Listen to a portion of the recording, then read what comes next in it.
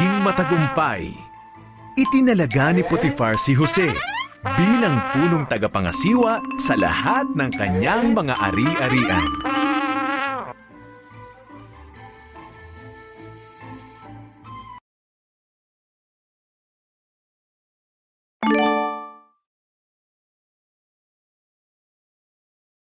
Nagkatotoong mga panaginip. Naglingkod ng mabuti si Jose kay Potifar. Gusto ng asawa ni Potifar na magkasala si Jose laban sa Diyos. Ayaw ni Jose, kung kaya nagsinungaling ang asawa ni Potifar.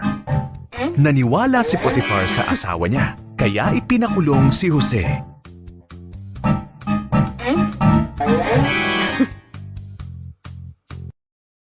Sa kulungan, nakilala ni Jose ang dalawa sa mga alipin ng Faraon.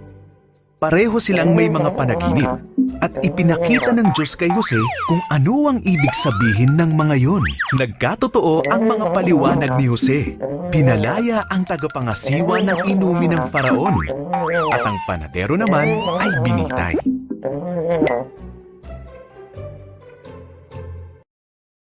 Pagkalipas ng 2 taon, nagkaroon ng 2 nakababahalang panaginip ang Faraon.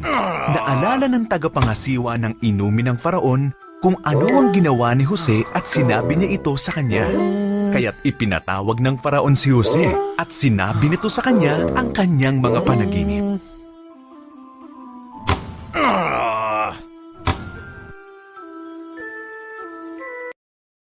Ipinakita ng Diyos kay Jose ang kahulugan ng mga panaginip ng Faraon. Sa loob ng 7 taon, magiging masagana ang ani, sabi ni Jose. Kaya mag-ipon kayo ng pagkain dahil 7 taon na tagutom ang susunod.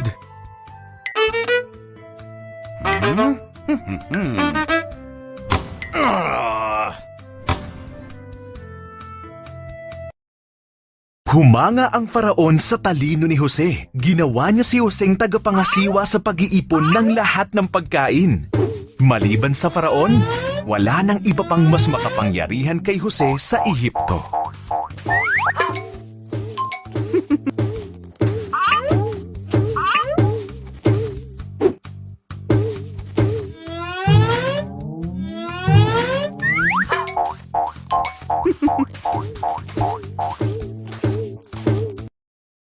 Nagpunta ang mga kapatid ni Jose sa Ehipto para bumili ng pagkain. Sila ay yumuko upang magbigay ng galang kay Jose, ngunit hindi nila siya nakilala.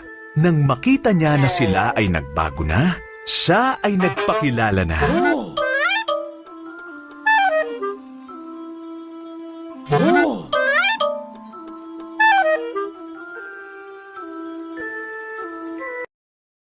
Natakot ang magkakapatid.